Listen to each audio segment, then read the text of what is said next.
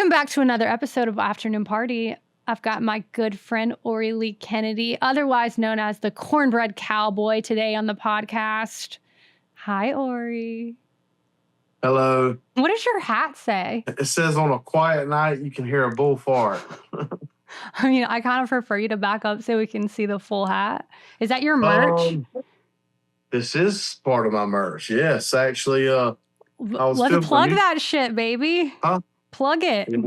Plug it. You Gucci? You looking good? Filming a music video in Nashville, and the costume people, she was like, "My boyfriend loves you. I have this hat." I was like, "Man, I want to buy that hat." She was like, "You can have it." And she gave it to me, and so like, of course, it's not like copyright. It's just an old funny grandpa hat. So it's on my website now, though. Yeah, cornbreadcountryclub.com. Oh my God, I love it. It suits you. I have a hat that says, "If you can't hang with the big dogs, stay on the porch." So my dad had a license plate on the front of his truck that said that. And when I got my old truck, I looked forever on eBay, and I found them. Actually, I put them on my website too. Oh, you have hats that say that? I will. You know what? I can. Yes, I do have hats. They're just not on there yet. That's really cool. I found mine on Etsy. There's another really good one. There's a really good one that says "Eat more possum," and it's got a possum dangling from a tree. That's a really what the hell? A possum? Yeah. So how's it going? Like, I got my 10,000 steps in. I played my trivia. Oh my God! Getting your steps in. You gonna get skinny? No, I'm not gonna get skinny, but I'm gonna be nice and sturdy and lean. Well, if you get skinny, you're gonna have to rebrand to Corn on the Cob Cowboy. I know. No, it's so funny. I feel like I gain and lose 10 pounds like 3 times a year, and doesn't everyone do that? Well, it's because I'll get sick, and then I'll like, all right, man, I got to get my life together, and then I'll like do good for about 2 or 3 months, and then, of course, winter comes or summer comes, and I'm inside more, and just you develop bad habits. You were at trivia earlier. Yes, I was at trivia, and I seen the picture. I told you I was at trivia, and I got one of the correct questions right, because when I was a kid, I was one of the 3 fiddlers, and they asked how many in the King's Castle, how many fiddlers there were. It was it's a nursery rhyme category. I would have got that wrong. I'm a dumb bitch. I'm terrible at trivia. Don't say anything racist or homophobic, so I don't have to delete this shit again. I'm not an awful human being. I'm just messing with you. I'm not going to go out my way to say anything that's going to be super fucked up. Except about my teachers. How long have you been creating content for? I get asked that all the time. Let me ask you a question. Okay, you had MySpace. I had MySpace. I remember who my top 8 was on MySpace, baby. Okay, I think that's kind of where we all started out as content creators. I guess. Did you put videos? All I remember MySpace for was just making people mad who didn't make it in your top 8. Like, it was very important to be included in somebody's top 8. And I remember being able to choose music, but that's all I remember. Well, I kind of, with my family, we go out to eat, make them laugh, cut up. I've always liked to cut up in school and stuff. And anyways, MySpace was a way to do it online. It was just another medium or another form of way of doing that. MySpace to Facebook. And then, of course, during COVID, TikTok came out, and that was basically just another way to make content through videos. And and I was like anti-TikTok. I was like, man, that's stupid. It's just girls doing dances. Did you have TikTok at the beginning of COVID? No, and I am getting mad at myself every day that I didn't get on TikTok and shake my ass during the pandemic, because I would be a lot less stressful if I just would have got on there and started dancing. Because before that, I guess it was Vine. Right. And I never did Vine either. I think the reason why I didn't get on these apps is because I was so fixated in my mind about being taken seriously as an actor. And now actors are on social media. You have to be on social media. But during the pandemic, it was still kind of shameful to be a content creator if you were going to be taken seriously as an actor. So I still was like in that bridge period of getting used to it. Now I could care less and wish I would have started way long ago. Yeah, it's just the world we live in. And going off that, like, for example, say there's someone like you you're brilliant, you're funny, you're very attractive, yada, yada. You got keep going. There's people just like you who started way before you, so they might have 1 million followers now. Where you started the game, everybody's a content creator now. And what's funny is the reason why I think that I kind of blew up initially on TikTok and was easier for me was because, and this might sound crazy, and I like to make analogies, but I feel like at the time, entertainment, whether it's TVs or TV shows or, there was an underserved audience out there. And when the show Yellowstone came out, that's a great example. That the people who love Yellowstone was an underserved audience. Your rural, conservative Americans, traditionals, whatever you want to call it. It was basically a soap opera for those people. So my content kind of struck a nerve with, I think, the rural country, simple life people and other people as well. And it's funny because there was a big crowd. Some people thought I was making fun of those people. Some people thought I was like, making fun of rednecks. And some people thought I was like honoring rednecks. There were some people like who thought like. But you were just being yourself. I was just being myself, but at the same time, I'm doing both. So Jeff Foxworthy, do you know Jeff Foxworthy? Yeah, hilarious. So, he started out making those jokes like you might be a redneck. And he was making fun of rednecks, but at the same time, he was also hyping them up. Yeah. But anyways, it's like the same humor as Eastbound and Down. Yes, exactly. Which I love because that reminds me of my childhood. I love Eastbound and Down, but it's funny because I would meet people and they thought like I was an actor from like New York City putting on a costume and making fun of rednecks. Then there were some people who was like, oh, this guy gets it. He must be like a real redneck. So it was weird I almost had like two different audiences at the same time. And I still think people enjoy it for that reasons, whether making a mockery of me or like, hyping up their culture. But anyways, I was just having fun on it. And anyways, yes, man, I started content and that was kind of it. I was just, old country music, which I love. And just, I like to dress vintage. And just basically my personality, I just kind of put it out there on the internet and it kind of took off pretty much. Yeah, you have a good personality for the internet for sure. You do a lot of videos that are short that you put text over. And I feel like that's really easy to watch. So it's very easy to digest. Yes, it's very easy to watch. And that was halfway by accident, but it was almost a formula of mine. I enjoy writing. So it's not like, it's almost a cheat code in a way for me. I understand that because it's easier to go viral because people have to read it. And the song kind of sets the tone for what you're reading, the story. And for example, like I could take each one of my videos and make like a 30-minute episode of like a cartoon or something, But yeah, it says a lot by saying a little in my captions. Anyways, so that's kind of what propelled me was the me doing the slow-mo walk, whether I'm flicking a cigarette or having a prop in my hand that's a beer or chewing tobacco or whatever it may be.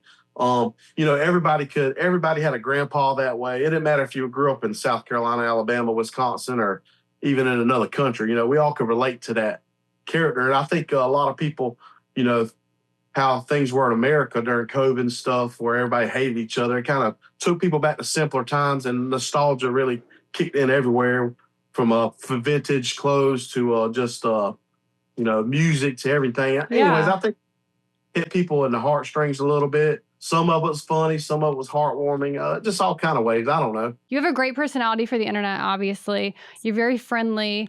And I think people can tell that you're having a good time with it because there's nothing like, it's kind of disheartening to watch somebody who's hit a plateau in their content and you can tell that they're just making content to get views. And it doesn't come across that you're doing that at all. It does come across genuine and that you're just messing around. You're just there for the fun time. That's why I think we connected. I don't even remember how we got connected. Oh, through Chandler, who you shot a movie with. Chandler, we did. Yeah. Which we can talk about that in a second. But I was so happy when he connected us because I was like, oh, like we have like similar vibes in that we just like to have a good time. Yeah, I think, like I said, and I could talk to somebody online and almost fill them out. And I feel like me and you both have this hyper, we want to enjoy life. We're very hyper about, I don't know, I see like we're two dogs. Like you see dogs get along. And you see these two little hyper dogs. I don't know how I feel about you comparing me to a dog right now, but keep going. Anyways, you have good energy, and and I try to get on other people's energy levels, higher or lower, this way or that way. But for you and me, I feel it's more of a comfortability where more or less I can be myself when I'm just chatting with you online or whatever it may be. I don't take myself that serious, and you know that. So and neither do I. So. Yeah, so it works. And like I said, you're from South Carolina as well as I am. I know. I love the hometown homies. I love connecting with people from the South. And actually, a couple of comedians that I know who you are. And when they found out that I was from South Carolina, they were like, "Oh my God, do you know the Cornbread Cowboi?" And I'm like, actually, his name is Orry. Orry. That is so weird, and I'll never get used to that because I went to a concert one time. Someone was like, Cornbread. I was like, Orry, nice to meet you. They was like, what the hell is Orry, Chandler definitely called you Cornbread. He's like, you got to meet my boy Cornbread. I was like, who the hell is Cornbread? Well, I do have friends that call me that, and they'll call me by both or whatever, and I'm fine with people calling me Cornbread. It's cute. It's endearing for sure. It's endearing, but I already have kind of a unique name in a way, so I try to use my real name. Listen, this little boy that I used to babysit in high school, people called him Biscuit. So I just feel like you get these names in the South that you just can't escape. And cornbread is very delicious. It's gluten-free. Oh, no, that is true. And I feel like nicknames, especially in the South, were a bigger thing. Like, somebody named Frog or whatever. Frog. Tuna. Like there was more nicknames back then, There's a lot of nicknames in college. God, we had some crazy people like T-Bone. There's somebody called T-Bone. Yes, T-Bone.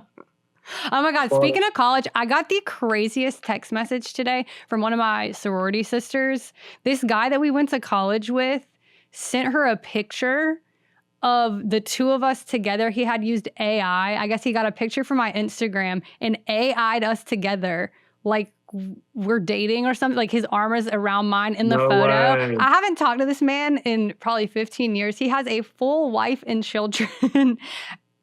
It kind of freaked me out. Wow. Would you be freaked out by that? Should I be freaked out by that? I mean, because if you saw that, there's no telling what else he's making. That's what I'm saying. And he sent it directly to one of my friends. Oh, imagine what he didn't see. That's what I'm saying. That was very brave to send that directly to one of my best friends. Wife and kids. I'll show it to you. I'll send you the photo. Yeah, it's actually I was gonna say, maybe. No, it's actually really crazy, and I was at a loss for words for the first time in forever.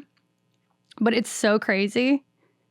I'm like, his poor wife. Like, I would divorce my husband if I found out he was AIing himself next to other people. Yo, right? Like, divorce immediately. Immediately. That's such a, I don't like that. I don't like that vibe at all. I'm such an honest person. I hate that. Yeah, me too. Like, you don't have to have sex to cheat. Like, it's still cheating if you're doing messages. Let me ask you a question. I just sent you that photo. You have to let me know what you think of this insane AI picture. So, about your dating stuff, I got a question for this. Let's say if you're dating somebody. All right. Okay. So I remember growing up. Okay. You go over to your buddy's house, his dad, or whoever. They would have like their garage or their little shop area they hung out with.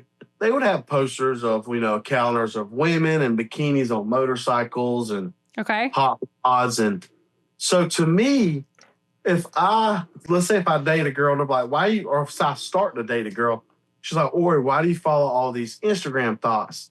I'm like, well, it's kind of like my little garage hangout and they're like the posters on the wall. I mean, is that a thing there or is that? Yes, Orry, you have to unfollow all the hoes when you get a girlfriend. You got to unfollow them all. God, that is a lot. What are you following, like thousands of them? Oh, yeah, because you and Chandler. All right, so for everybody listening, I just want y'all to know that me and Orry and our friend Chandler, who's a movie producer, are in a group chat, and we message memes back and forth to each other every day. And I will not look at my phone for 17 minutes, and I've got 48 messages of all these videos, and their favorite videos are sending me this OnlyFans girl who farts into the camera. If you send me one more of that girl's videos, I'm blocking you. First of all, it's disgusting. I do admit I sent the first one, but Chandler he's done went off the rails with it a little bit. It's so insane. This girl makes money from doing this. It's crazy. Well, what I saw her doing was spitting in her hand first, and that like she was giving a guy a handy. Oh my God. People will do anything. Honestly, more power to you if you can make a buck doing some shit like that. But I just don't have it in me. No. I mean, I would never. Somebody asked me, I've been asked, like, are you going to do OnlyFans? I'm like, no, dude. I'm not a fucking porn star. Like, my mama's still alive, dude. Like, what the heck? You could, if you did do OnlyFans, you could just like lay in a bed of cornbread. You could get real creative with your shoots. No, the messages that I've gotten before in the emails. You could put a corn on the cob, like in place of your stick God. down there. I mean, the possibilities are endless. Well, hell, I've already got a damn ban. I got a ban one time on social media I had a corn where my penis would be. Yeah. Joking around. It's like, it was a piece of corn, like cornbread cowboy having fun. They got me for like nudity, and it was just a piece of corn. Like, what the fuck? I might as well do the real thing. They're very strict on Instagram. I'll see a girl literally sucking dick or her tits out, like, and then a girl will be in a bikini, like, and she'll get. I don't understand it. I mean, like I said, I've gotten violations. I've gotten dozens of them. I'm over it. It's I'm over it. What did I get a violation for? Oh, I said I was gonna kill myself. I said I was gonna kill myself, like obviously joking. I know that. But... And I got one of those notifications. It was like, if you'd like to contact a mental health advocate. Oh. I was like, all right, well, if I wasn't going to do it, then now I'm really going to do it. Yeah, I went on TikTok live last night. Is that good for you when you've been drinking? Should we be going live after 10 tequila shots? Actually, you don't strike me as somebody who drinks tequila. You strike me as someone who takes Fireball shots after 2 whiskeys. I'm right, aren't I? How do you know me? Just because I can tell by looking at you. I just know. I know. I'm psychic. I'm a witch, remember? So I will tell you this. It depends. But I try to drink tequila because it's more healthier for me. I won't have as bad as a hangover. But yes, I'll tell you what it is. Do you remember when Fireball, this was like during COVID, they came out with the big fun packs? Yes. The mini bomb? Yes. There was like 24 in a pack. So this is what happened. And Fireball was already cool like probably 5 or 6 years before that. Right. And I was already over Fireball. Fireball's it's got a fun name. It's like a firework. Yeah. Well, anyways, I was hanging out with my uncle, and he's like, look what I got. And he like brings out this party pack of Fireball like he just discovered it. Is your uncle a pedophile? Why does he laugh like that? I don't know why he does it. I just was trying to zap it. But anyway, he just thought he had something cool, like I got this Fireball. And then I hung out with my dad. My dad's like, look in the freezer, son. Look what I got. I'm like, oh, what is it, like moonshine? It's like a party sleeve of Fireball. He's like, like, they just thought they were cool because they had the fun party pack of Fireball. And I'm like, dude, I'm already over Fireball. So I started back drinking it again. But man, it's so much sugar, it gives me terrible hangovers. I don't know why I do it. Yeah, the last time I drank Fireball, I slept on the floor. So, yeah. So we never talk about this. You seem to have your stuff together, at least to the point where you're not like a wildcat. Like, do you partake in I don't. I post 1% of my life online, Orry. 1%. You see 1% online. No, I know, but we haven't gotten drunk together. So, no, I don't know the difference between 1 drink and 10 drinks. So 1 turns into 10. But I did see this video the other day. I feel like people will try to make their vices seem like a positive thing no matter what. I saw this video this girl made with, it was 2 margaritas and they had salt on the rim. And she was like, salt is really good for warding away bad spirits, apparently. So tequila, if you go out, you should drink margaritas with salt on the rim. That's just and I'm like, that's just too much. Like, why are we making our vices seem like a good thing? Like, tequila's not good for you, but people will just say anything to make it seem like their vices are good for them. So I thought it was funny. But yes, I used to drink Tito's in soda water because it doesn't have any sugar. What do you mean you used to? Were you in AA now? God, no. You live in LA, and I feel like that's the cool thing now to be sober. It's like, I'm sober now. Well, I come from a family of addicts, so I try to, you know. Look who you talking to. Oh my God. We go out together and we get drunk. We're going to be a train wreck. Yeah, we're going to wake up in the bushes in Augusta, Georgia. After this podcast, are you going out? We'll start in Columbia and end up in Augusta 3 hours later. Oh my God, no, please. I do not. I never have a good time in Augusta. And you don't? No, and I don't hardly go there anymore, but I'm going to tell you, every time I go there, it's like the people there, I don't know, they're just I don't know why I said Augusta. Maybe like Myrtle Beach or something. Okay, well, anytime I go to a city that has a military base in there, there's a weird social dynamic where a lot of people have a chip on their shoulder for some reason. Oh, interesting. They're just not very welcome and friendly. The men and women, for the most part. Interesting. I would figure that they would be very friendly to you, especially because you're such a happy-go-lucky kind of person. Me? Oh, well, I bring the fun, but... I mean, you definitely are talking to strangers. Like, if you're sitting at a bar alone and somebody comes down and sits at like 3 bar stools down, it's not going to be very long before you strike up a conversation, correct? Oh, no, for sure. Yeah. But I'm not talking about me. I'm just talking about the vibe I feel when I'm there. It's like... Oh, it feels like a fight's about to break out or a guy's about to pull a knife on somebody. It's just usually in those military cities. You know what? You know my hometown. And I'm from Rock Hill. You ever been to Rock Hill? You know, I'm like low country, so we never went. The only time we would go up there would go to Carowinds. Right. Okay, Carowinds. We got to explain to people because, you know, I live in California now, so I don't know who's listening to this. Probably people from South Carolina and California. Yeah. Carowinds is like Six Flags, but it's half in South Carolina and half in North Carolina. So there's this... strip of land and like they've got plaques on the ground, and so you can stand in South and North Carolina at the same time. But the town I grew up in is on the border in the north part of the state, so I have to explain that to people. And he is from the Low Country, so we didn't know each other, you know, in high school, college, none of that. We only met, you know, a year or two ago from Chandler.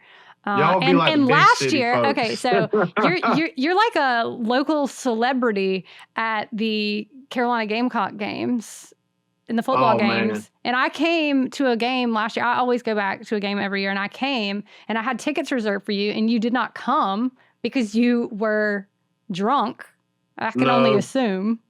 Honestly, I was sick. I don't think I was hungover. I think what happened was I was hungover, and I was like, all right, she's coming to town. I'll be fine tomorrow.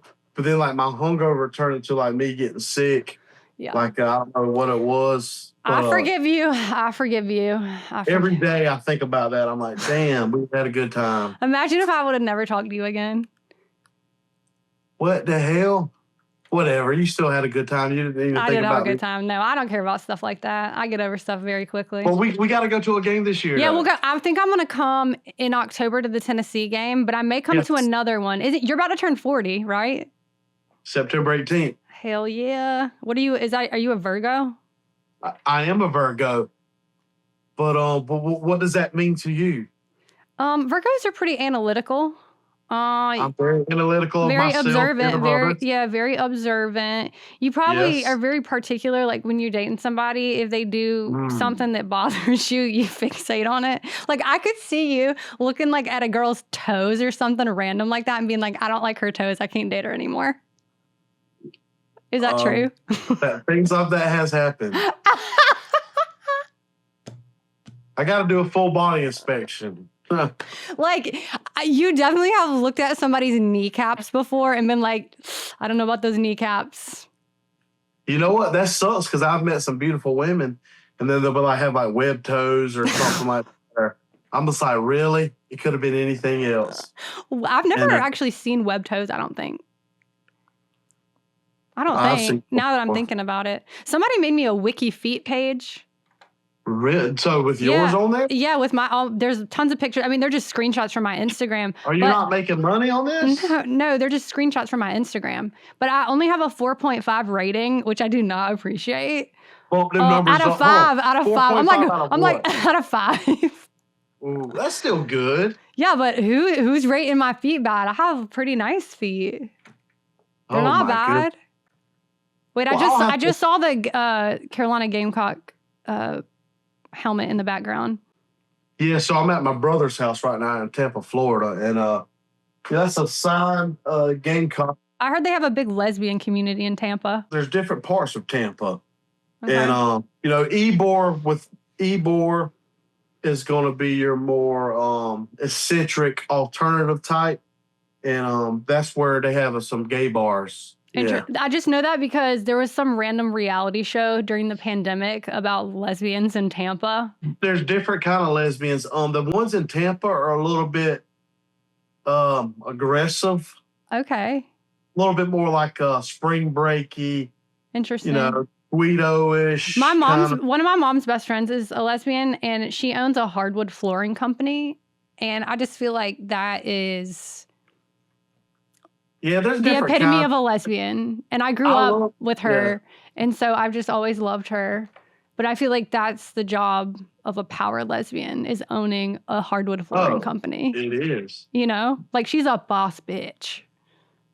Oh, she's a bad bitch, for sure. Yeah, for sure. But my favorite lesbians are like the Colorado out west, the sporty kind, the Subaru drivers. That's what Janine, my mom's best friend, she is definitely the sporty kind. She drives her pontoon boat around the lake and stuff. Like, I love her. She's hilarious. Because they're like guys, kind of, and I get along with them. My cousin's a lesbian. We're practically like best friends since I moved back home, and she lives in South Carolina. So me and her, we'll just get drunk, we'll paint, we'll go out, do this. You paint? I do enjoy it. I mean, I'll tell you something funny. You want to hear something funny? Yeah, like a little wine and paint night, or like painting walls. Of course. Like painting the outside of the house. Wine, inside, outside, like the movie Notebook. I'll set you up and we'll do it all. But no, you know what's funny? So today, I think deer season started in South Carolina. The first time my dad took me deer hunting, I was probably like, 5 or 6 years old. And I took a coloring book with me. You know what? That's some shit I would do if my dad took me deer hunting. My dad took me deer hunting one time. I think I may have been like 11 or 12. Yeah. And I was so bored out of my freaking mind. And I hated I'm not very good at being quiet. That's like, I do that the worst of all things. I just can't shut the fuck up. I don't know how. I understand. And you have to be quiet because you'll scare the deer. And he's like, God, shut up. Anyway, I didn't get invited back deer hunting. You know what kind of hunting you would like? Quail hunting. I've done that before too. See, I love quail hunting the best because you're being active, you're moving around with some. But it's sitting in a deer stand in this heat right now for hours is just not appealing to me. God no, hell no. Do you ever go fishing or anything like that? You know what's funny is the older I've gotten, also a boring thing to do, except for spearfishing. I dated a guy in San Diego one time, and he took me spearfishing, which is way more exciting because he would catch these tunas like this big. Huge. Yeah. And then he would come and make sushi with it, cut it fresh. It was a very, very cool experience. I went one time, but the visibility is very bad. So it was very cloudy, and you got to wear a wetsuit because the ocean is freezing in California, where it's warm in South Carolina off the coast. Yeah. So I was freezing. I hate being cold. So I didn't like that aspect because I was shivering. And you got to go at like 5 o'clock in the morning as the sun is rising and that whole thing.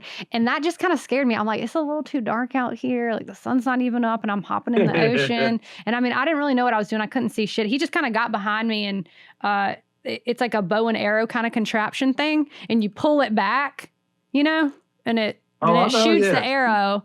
And you spear. So you're not like doing it with your head. Because I thought that he was like, like Aquaman, just like spearing down the fish with his hand. But it's actually a bow and arrow that you pull back. It's like a rubber band kind of thing, which was really, really cool. And I really liked that. But yeah, I mean, all the experiences I've had, I feel like I'm a bit of a side quest queen. I'm always down to try anything. So Speaking of that, I'm curious. Is your shirt, is that fishing lures? I don't think so. No, it's like little flowers. Okay. I just Floral. noticed my southern accent is coming out more talking to you. It always does that. It always, when I talk to my mom on the phone, anybody. Yeah. I know people are going to listen to this and be like, where's this accent from? No, this is Yeah. not a natural accent, but I feel like I get excited talking to people from the South. And it comes out when I'm excited. People are like naturally tribal. Like, for example, when I was at trivia earlier tonight, the trivia host, when I was sitting beside her talking, and the same thing she's like, my southern accent's coming back around you. I think people are just tribal. Like, I'm not saying if we go to Boston or New York, we're going to start talking like them, but back to your roots where you belong, like Sweet Home Alabama. Mm-hmm. You see the movie. I love that movie where the guy blows glass. That's how I found out how you blow glass with sand. Yeah, huh? I've never blown glass before. Well, did you watch that movie? You seem to be alarmed. Like this is the first time you're hearing. You don't remember that part of the movie? Listen, I'm a Reese Witherspoon fan. So I love that movie. Yeah. It's great. Yeah, all right. So what about it? I mean, it's just a good movie. I feel like, it's one of the movies that came on, CMT, like, Son-in-Law, or just a good. God, Son-in-Law, what a good movie. It's just wholesome. I love wholesome stuff. Corny, I don't care what you call it. I like wholesome stuff like that. I like wholesome stuff too. As witchy as I am, I still got a big heart.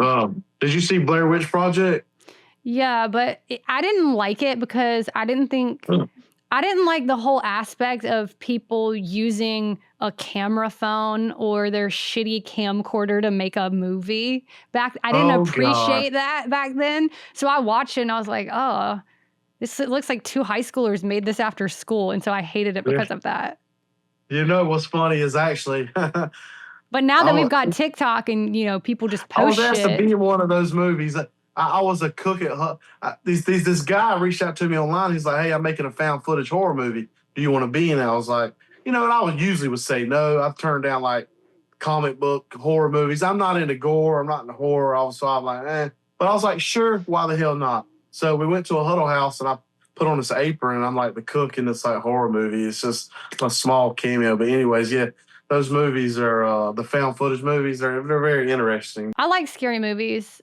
It doesn't cost a lot of money to make scary movies, and they can make the return on investment is a lot higher than say a comedy movie or a drama movie because it just doesn't cost a whole lot to make them. I mean, of course, I'm sure the Saw movies cost a lot of money because you got all these contraptions and stuff, but other movies have, I mean, think about the Blair Witch Project that cost barely anything. And those two movies that just came out, The Backrooms and Obsession, did not, I think less than $1 million to make, and they're grossing, hundreds of millions. It's so crazy. That's why, I mean, if I was going to go make a movie now, I mean, I'm a comedy writer, but I almost want to pivot to writing horror because I'm like, you could make so much more money doing that. You could sell a movie so much quicker that way. They were telling me that the movie Speed, which was filmed in L.A., if they were to make that movie today, it would cost $1.3 billion. Dang. That's crazy. Because, they filmed it different back then, I guess. Like, they actually filmed it on the freeway and everything. What was your experience like filming the movie with Chandler? So Chandler Duke is our mutual friend who connected us originally because he asked Orry to be in a movie, and I don't know what part you played. You played something in a strip club? Did I make that up? You can ask him. I ate like the most peanut butter and jellies on set for sure. But anyways. How many per day? Well, I've never been in that life. I've never been on I've been on like a music video set, but not a movie set. So it's a lot of waiting around. So a ton of waiting around, honey. Oh my God. That's the misconception about Hollywood is you think it's glitz and glamour. You could wait for 12 hours, 12 freaking hours in one spot just to give 2 lines. And I felt bad. There was just one guy there. He was there as a, I guess, not an extra. He was a double. Uh-huh. And he sat there the whole day, like 14 hours. And then, but when the scene came on, they cut that scene out. And they didn't even need him. So he sat there all day. But I mean, I guess he got paid, but he just sat there all day. You get paid for sitting there, but it's just soul sucking. It's bored. You get bored. Well, I still had fun with it because I was going around asking people questions, talking to people, getting to know them. It was like hanging out, for me. That's how I am on set too. I make friends with everybody because I can't just sit there in the corner. Sometimes I say to myself, like, okay, I'm going to bring my laptop and I'm going to write and I'm going to get work done. But I never do because I'm so social and I get so sidetracked and distracted by everybody. And I just want to go talk and, find out people's life stories and everything. So there was only one time that where things I thought got awkward because, I'll just say what comes to my mind. And, a lot of those people were from New York City, LA. They asked where I was from. They thought, they're like, oh, you're, because a lot of people get accent coaches, yada, yada. But I was sitting there. Now, earlier that day, before we filmed this particular day, I went to this old pub, near the film set, and I got lunch. I was by myself, and there was these old Italian New York guys up there reading the paper, talking about sports. And it was just so cool. I felt like I was in like a Goodfellas movie. So I'm on set later that day, and I'm talking, and I was like, we were all talking. I was like, yeah, I was up there at the bar, and these Yankees were up there, like. Oh my gosh, you called them Yankees to their face? Oh no! Listen, I didn't mean it as an insult. I know you didn't mean it as an insult, but I think they take that as an insult. It got a little quiet, and they were like, and the girl who's the main actress in the movie, she was like, she was like the main character, and she was like, you mean like the baseball team? She was like, I was like, I know you're not like being degrading. You meant like the baseball team, right? I was like, well, no, I thought that's just what you call people. Calling a New Yorker a Yankee is like using the N-word. Especially for my accent. But listen, I didn't realize that. I've never been in that position where I've never been around. I've never been up before. I think that's the thing about you, which is what I've learned since I met you, is that you're a very endearing, wholesome person, and you have like an innocence about you, and you really say a lot of offensive shit, but you have no idea. You genuinely have no idea it's offensive. I didn't. So like everybody walked away, and I'm sitting there like, because I didn't realize because you're sitting around all day, so a lot of people smoke. So I'm just like, well. All righty. I was like, God, they're about to kick me off. They're about to tell on me. I just said, called a person from New York a Yankee. But anyways, I didn't mean nothing by it. Of course not. Oh. But I did, after I was like, oh, okay. Wait, so you didn't answer my question. What role did you play in that movie? Oh, so initially they asked me, I guess, to be a cameo in it, which is, I was playing just this guy at the strip club in the opening scene of the movie.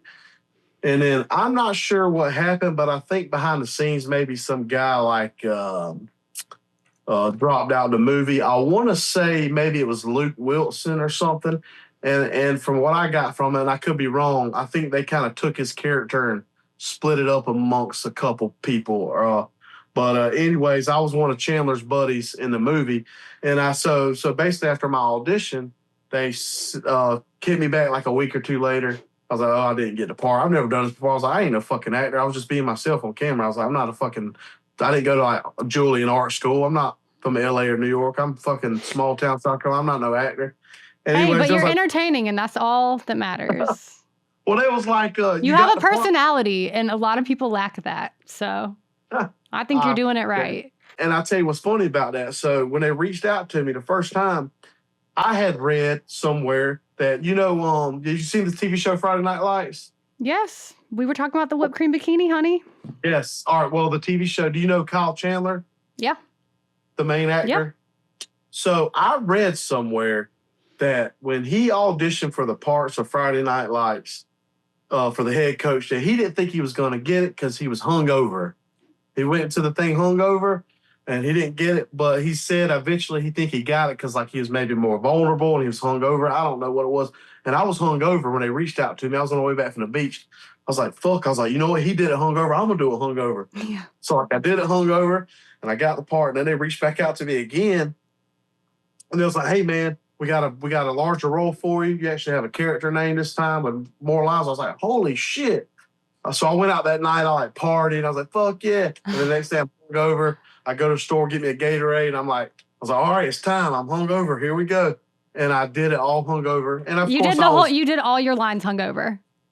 Both times hungover. That's hilarious. Well, because I feel like did the character require you to be in that state of mind though? You know what? I was playing like this redneck guy from Arkansas hanging out strip clubs. So you're probably absolutely right. Yeah, I think so. I think so. Because I don't think that would have worked if you were playing like a ballet instructor. But because of the character, Exactly. the character was like a drunk. But it was you know, and I know you live in LA and you hang out with a lot of different people who, you know, do this stuff for a living. But for me, the only experience I had was in high school. You know, it was funny. The drama teacher always begged me to take her class. She was like, "You'd be so good at acting and drama." So she like begged me to be in a couple of her plays. Yeah. Rest in Miss Allsap. She passed away. You are killing me remembering all these teachers' names. I don't remember any of my teachers' names. Man, I can tell you. I remember my 3rd grade teacher, Miss Barrett, because she used to compliment me on my butterfly clips I used to wear in my hair, and she had Jolly Ranchers, and that's the only one I remember. I mean, I remember some from high school. I remember one teacher from high school, Miss Hughes. She taught English, and she gave me a D on my book. What? Okay, I wrote a book report in her English class on Lord of the Flies, and you know what Lord of the Flies is about? It's about these kids that get stranded on this island, and they start murdering each other for survival. And so I wrote my book report as it was a comedy. I interpreted the book as a comedy, and these kids are literally murdering each other. You're fucked up in the head. And so I got a D on the report card. And I almost failed the class. And she was so mad. She was so livid. She's like, "This is the incorrect style of writing." But I mean, I'm a stand-up comedian now, so I feel like this has always been my path, you know? But I was really upset. Isn't she did not like me. That worked out, yeah, she did not like me at all.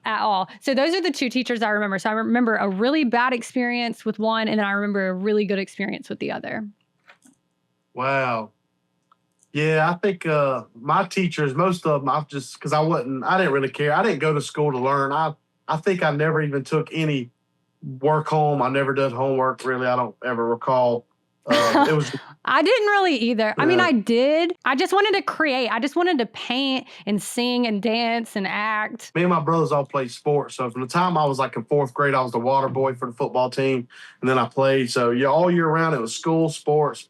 And that was it. We didn't and watch TV with the family, you know, like comedies and stuff. Well, I don't really necessarily think you need to be a serious actor to make it, because not all characters are serious. There's a need for all different types.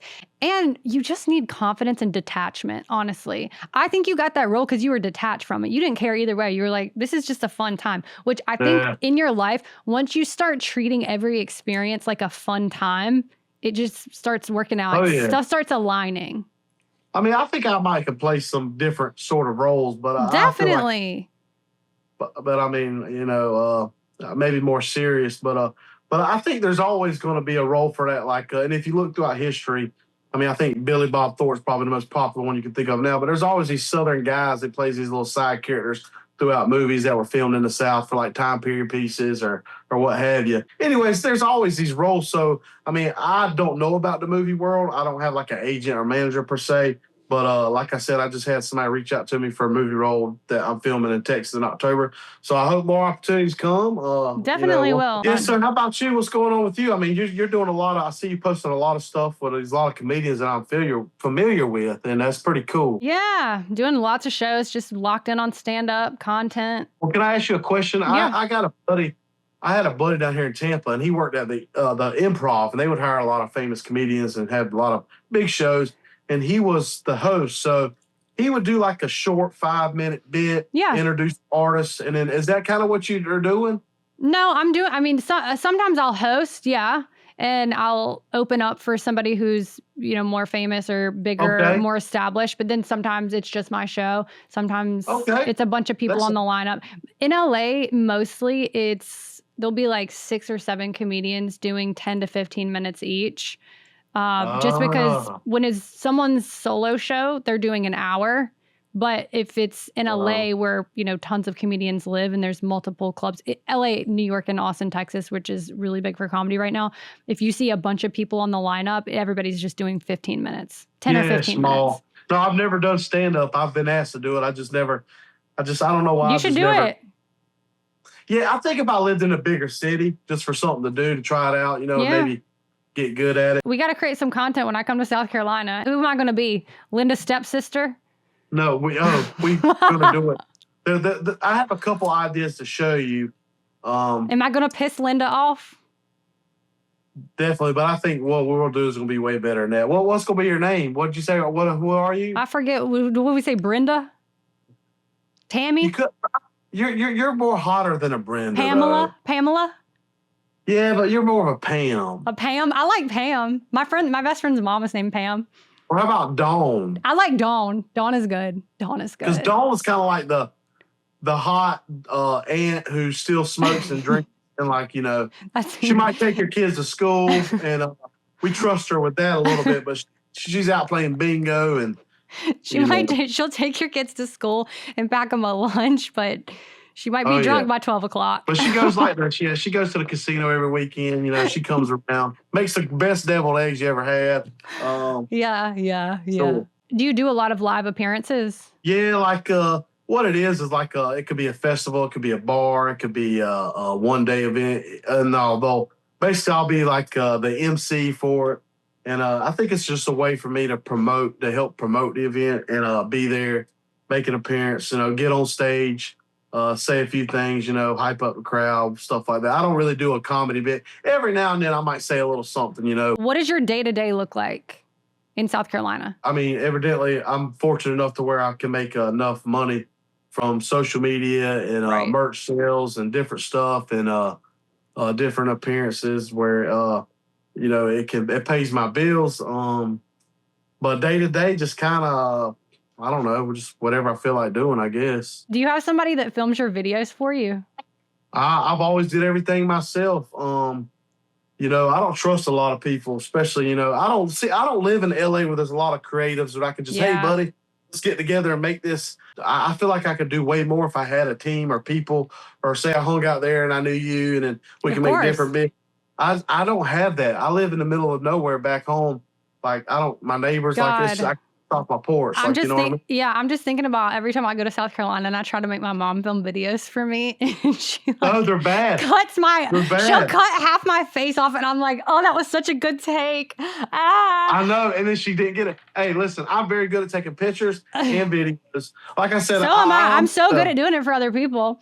But no, that is one good thing I will say that I'm very fortunate. I live in LA and I love is that there are tons of creators here and we trade off, I film a video for somebody, they'll film a video for me, or I film something for them and then somebody else films it for me. It's just, I feel like the energy is very positive and good here, but I'm like you, I don't trust a lot of people. So there's only a handful of people that I will let help me with anything really. Yeah. And that doesn't come from, it's not because I'm super anal about my content or anything like that. It just comes from a place of I just not trusting anybody's motives, or I don't want to get too attached to being close to somebody. And then, you just never know what people's motives are out here. But I am lucky. I do have a really good group of friends out here. A lot of people from the South, Midwest. Really? Yeah. And that's not, I have some friends from LA too. But I've cultivated a really good group of people out here, but I've lived here for 14 years. So I feel like I'm not even friends with anybody I was friends with in the first few years I lived here. You got to filter through those people and find out, because when you first move to such a big city, you don't know anybody. So how do you meet people in the bars and the clubs? So I was just going out and getting fucked up with everybody, and you meet some chaotic characters doing that. And then I started doing comedy 9 years ago. So, and then it takes a while to get inducted into the comedy community. But now I feel like I've got a bunch of different communities of people. Everybody is creative and the energy here is really good and productive. You tell somebody you have an idea in LA and they're like, oh my gosh, yes, like go forth. In South Carolina. Damn it, I need that. Yeah, because in South Carolina, I would tell somebody I have an idea and they're like, well, that sounds so strange. You know what I mean? And I don't do well. If I was a person who did well, where I could just be like, all right, fuck off, I'm doing it anyway, which I am now. But in my 20s, I don't think I could have ever made it creatively staying there, just because I was so influenced by, it's like the energy kind of like brings me down in a way, I guess, because I'm No, I feel the judgment. explain. I feel the judgment. Whereas here, like, I don't feel any judgment. Even I know that people are judging it when you put it on the internet. You can't help that. Yeah. And I don't give a shit about that. But it's like the energy of when you're actually making it is what I'm more concerned about. I don't care. Like, once it goes on the internet and people say I could give 5 fucks. But I think the energy you put forth when you're making something creatively is super important. And that's what I like to keep sacred almost. So I don't want a lot of people interfering with that. Does that make sense? No, for Like, sure. I don't let a lot of people. It's your baby. Yeah, like, I don't let a lot of people come in my house. Yeah, exactly. You know, Yeah, like, that's how I feel. That's why I like to do content by myself. And sometimes I'll do stuff for other people. I'm just like, yeah. I'm a lazy perfectionist. So Yeah, I just have a certain way. I'm a perfectionist too, and I feel like there's very few people that align with me in wanting to like redo something a bunch of times. Like, no, we gotta like get it right. Yeah. You know, this little thing isn't. But it's really rewarding when you find somebody who's aligned with you like that, because you're like, oh my god, because then you can make so much more and get more magic. Yeah, it's amazing. But it takes a long time to find people like that. Yeah. Well, I'll tell you what, I think I'm turning 40 this year. I think I'm about to figure somewhere else where I'm going to move next, because I moved back home. Initially, I thought it would inspire me, because the similar kind of content I made, I thought it would inspire me. And it really hasn't. And the energy's not there. And I don't have people to lean on far as to like do more, like, I only do so much, I feel like you need an assistant to just not follow you around, but just a person that you could hire for like 10 hours a week.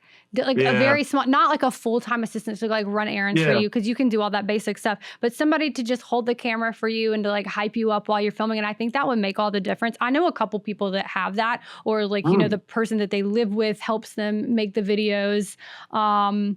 Or I'm thinking of like 4 or 5 YouTubers off the top of my head right now that have like live-in assistants that they just let live in a room in their house. Yeah. And they do all their content with them, and then they'll have them on their podcast as like the co-host.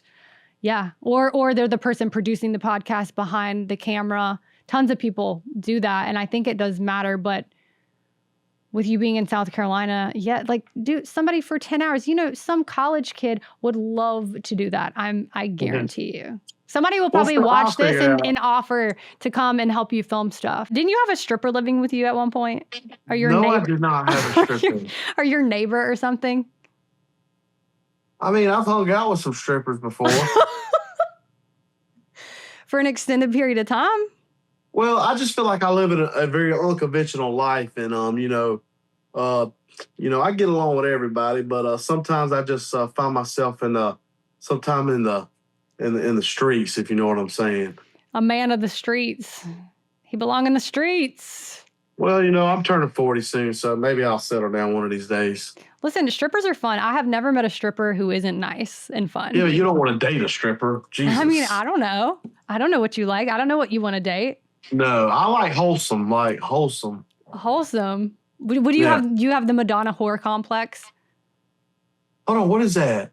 That's where okay. Oh, my Lord. Mommy issues with the Madonna whore complex. It's when a man looks at a woman and he categorizes them as 2 different types. So you see the wholesome, I do that. You see the wholesome woman and you're like, I want to marry her. But then you see the stripper whore and you see the big titties and the, dancing on the pole. And you're like, wow, I want to sleep with that. But you can't marry that. But that's what I'm saying. I personally think that the Madonna whore complex is based on insecurity and mommy issues. And if you healed that, you wouldn't have it. Damn. But a lot of men do have that. That's why a lot of men cheat, is because they end up settling down with the wholesome type, but that doesn't fulfill their sexual fantasies. Well, what if a woman appeared to be wholesome, but she was actually very slutty? Yeah, I think that's probably what most want. I don't know. You tell me. I'm not a man, so I don't know. Listen, my favorite movie is Forrest Gump, so I like the wholesome. Okay, I understand. But Jenny was. Oh, you're like, I love wholesome women, but you're at the strip club in the streets. Well, she was bad. Well, it's not like I'm Honestly, when I go to strip clubs, I'm not hanging out with strippers doing shots with them. It's not like I'm like, baby, dance on me. It's not like I'm a horn dog. No, It's not like you definitely have been like, you definitely fallen in love with a stripper a time or two. Of course, I get drunk and I wake up and I'm like, what are you thinking? I'm like, this could never work out. Like, what if I want to go back to church? She can be reformed. She can find the Lord. Anyone can find the Lord at any time in their life. Like I said, you know. Like I said, I've never met a stripper that wasn't nice. Every stripper I've ever had a conversation with. By the way, I'm like that too. When I go to strip club, I haven't been to a strip club in years, but all the times I've ever ended up at a strip club at 4 o'clock in the morning, I end up in the corner having a live conversation with them. It's like, oh my gosh, you would. What happened in your childhood? Oh my God, I see you that way. You trying to, hey, but you're motherly. I'm super motherly. Yeah. See, I like the Sunday school teacher type. That's not me. Well, you know what I mean, but they're like Sunday school teachers. They look like, they built like that, but they also are like stripper kind of. I have never met a Sunday school teacher this like a stripper. Okay, the teacher from fucking Varsity Blues. She was a science teacher, but she also was a stripper at 9. Was she like wearing sweaters and shit? Turtlenecks? Yeah, like low key kind of hot, yeah. I'm like, you know that movie Bad Teacher with Cameron Diaz? If I was a teacher, that would be the teacher that I would be. She has a bucket on the desk. Really? And it has money for a boob job in it. And she makes the kids put cash every time they curse. Jesus Christ. That's the kind of teacher I'd be. Yeah. I don't know. Like I said, both of my brothers are married. I'm the fun uncle. Are you the youngest? Are you the baby? I'm the middle. Oh, you do give middle child vibes. Yes, I am. Watch out. People always assume I'm a middle child because I'm fun. I'm laid back. I'm not type A. I'm very type B. I don't even know what's type A and type B even mean. Type A is like you have to have everything your way and you freak out. Like a type A person. No, you're not type A at all, and neither am I. A type A person is packing their suitcase for a trip a week before. They've got everything aligned. They're on time. They're on time to them is 30 minutes early. They're very meticulous. I think I am meticulous in a lot of ways when it comes to work stuff. But if I'm, somewhere and something doesn't work out, I'm just like, whatever. What is your favorite meal that you like a woman to cook for you? Probably hamburger steak, mashed potatoes and gravy, green beans, and a dinner roll, or maybe some fried pork chops, stewed rice and tomatoes. You're so Southern. Cornbread and cabbage, stewed cabbage. That's so Southern. I mean, I love sloppy joes. I mean, tater tots and sloppy joes is good. I haven't had a sloppy joe in probably 10 years. Oh my God, now I'm craving one. I mean, I love all kind of food. I mean, I don't know, yams, sweet potato souffle. What is sweet potato souffle? That's where you make like the sweet potatoes, and it's kind of like in a casserole, and you'll put like the, it's like a lot of butter and shit involved, and they put like it'd be like pecans on top or something like that, or marshmallows and pecans. Interesting. I think we call that, I think my mom makes that, but she calls it sweet potato casserole. Yeah, sweet potato casserole or sweet potato souffle. Casserole culture in the South, that's white people culture, is casserole culture.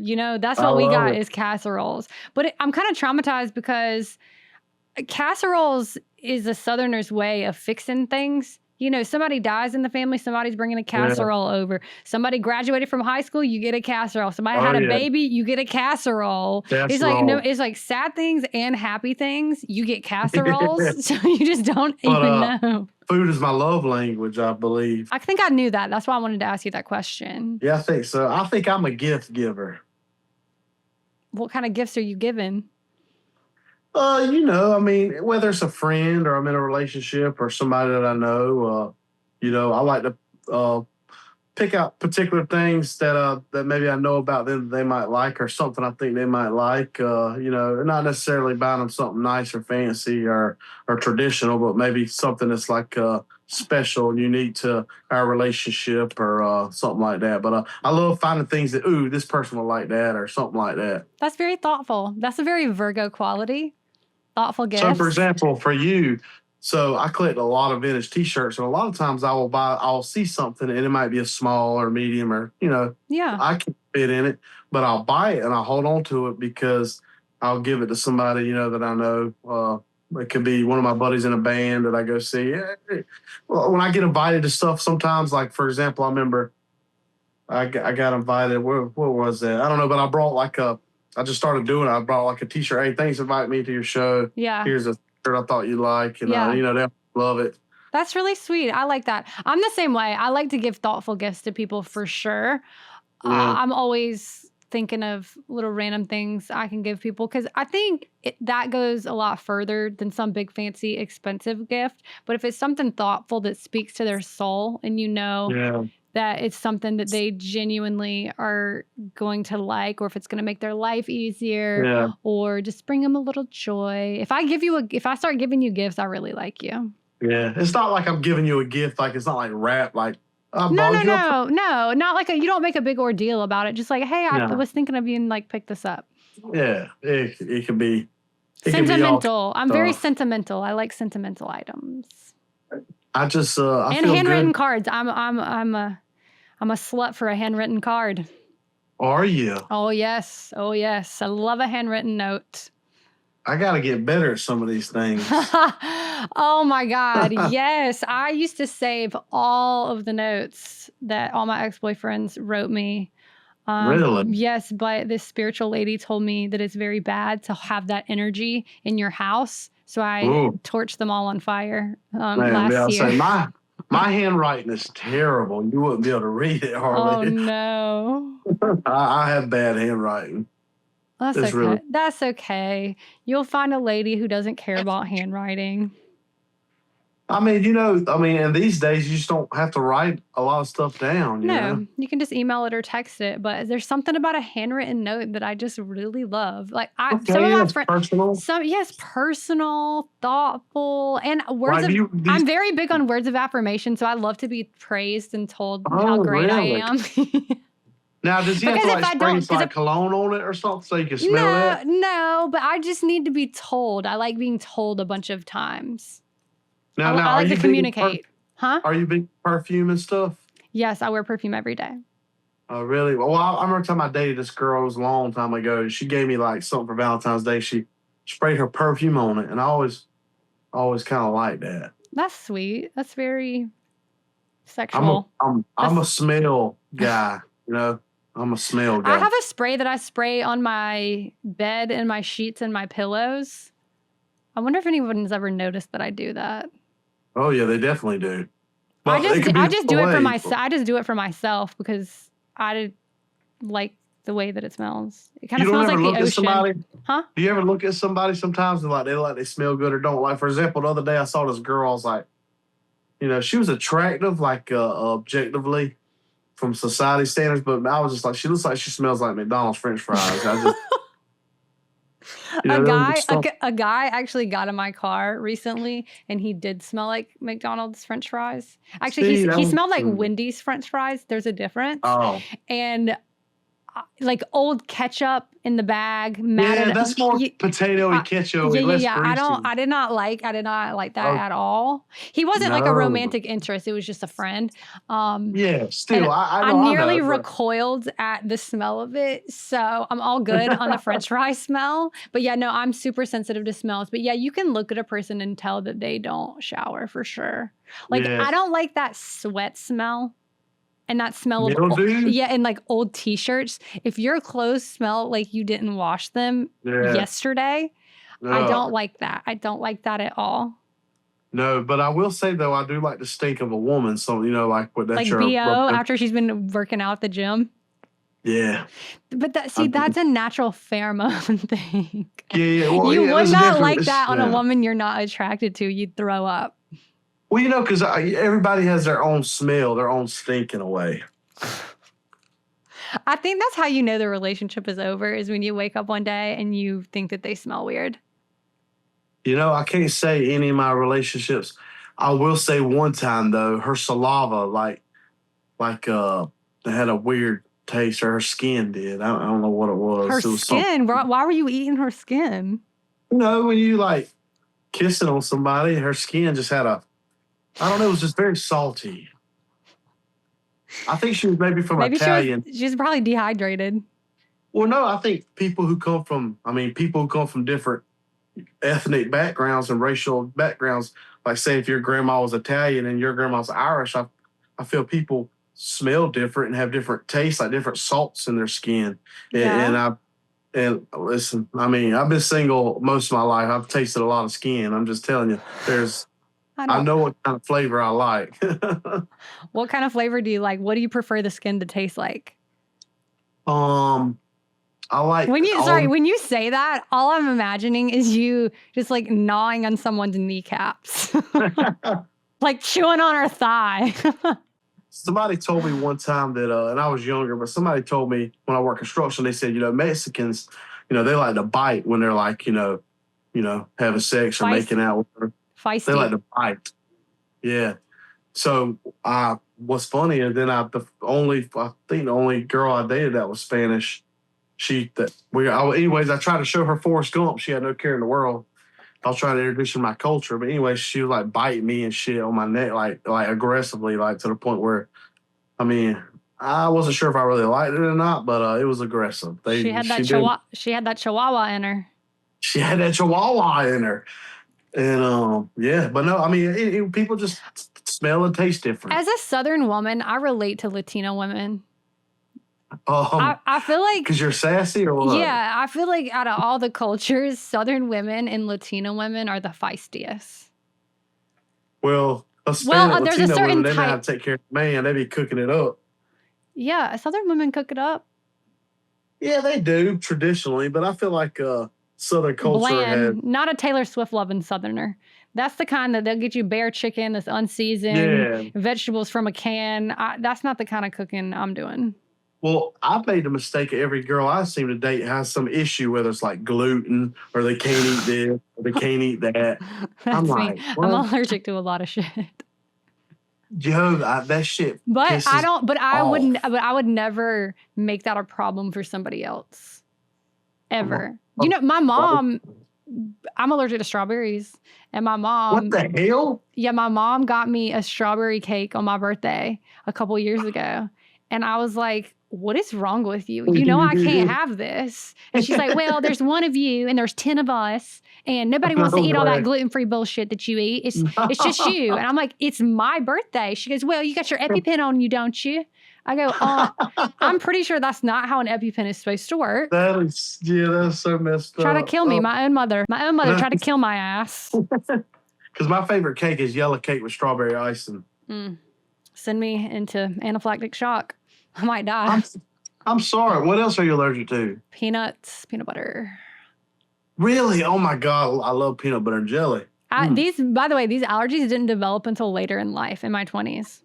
You know what's funny? I think I was allergic to it for years and just had no idea. And I was like walking around all puffy and shit.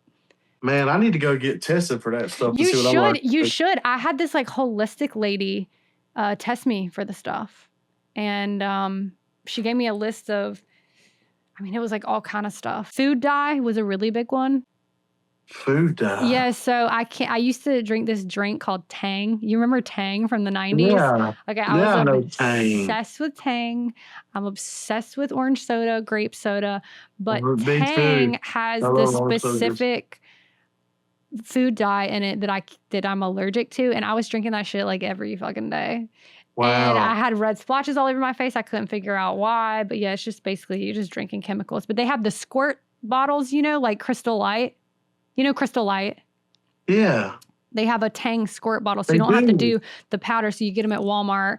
But yeah, I can't have that anymore. So you can't? Oh, no, it's so sad. But I like orange soda. I can have orange soda because it doesn't have the specific food dye there. Orange soda, when you don't drink it a lot, is very good. Oh my God, it's so good. I had one the other day. I like grape soda. The reason why I like grape soda when I was a kid, grape soda. All the kids used to drink. They used to drink grape soda at the gym after PE class. Yeah. I never had any money, so I would smell the grape soda on their breath, and it smelled good, and I just wanted it so bad. Yeah.